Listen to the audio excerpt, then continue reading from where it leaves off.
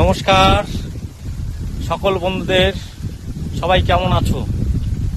আমরা চলে আসলাম আমাদের কুপার শহরের 5 নম্বর ওয়ার্ডে। তাই এটা হলো একটা গ্রাম্য পরিবেশ। তোমরা যেদিকে তাকাবে চতুর্দিকে দেখবে চাষ আর চাষ, খালি মাঠ বললে ভুল হয়ে যাবে। এখানে সবুজে সবুজে ঘেরা কত সুন্দর একটি পরিবেশ, যেদিকে তাকাবে। আর ওই যে হলুদ হলুদ দেখছো, ওইগুলো ধানের চাষ করছে, ধান পেকে গেছে, হয়তো সামনের মাসে ধানগুলা কাটা পড়বে। তারপরে আছে ওখানে গাঁদা ফুল গাছ, আর এইগুলা হচ্ছে কি আপনাদের তোমাদের কি বলবো, লম্বু বাগান। হ্যাঁ, দেখো কত সুন্দর একটা পরিবেশ।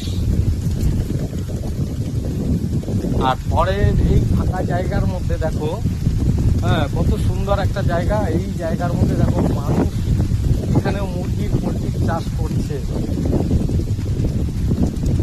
এখানেও পোলট্রির চাষ করছে। দেখো কত বড় ফাঁকা জায়গার মধ্যে। এখানে কি সবাই বাড়ি, মনে বাড়ি না? যারা ওই তোমার চাষবাস করে তারা থাকে।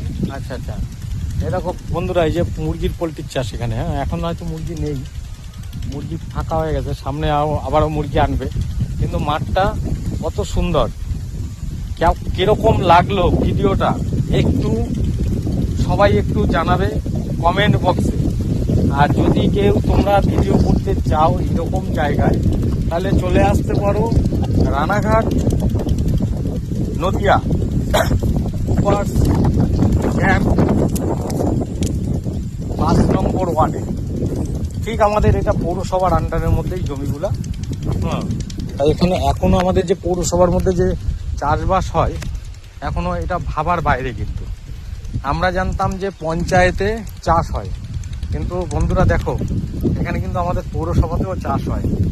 আমাদের বাড়িটা কিন্তু বেশি দূর না, আমাদের 8 নম্বর ওয়ার্ডে বাড়ি, আর এটা হলো গিয়া কুপার্স 5 নম্বর ওয়ার্ডে বাড়ি জমি।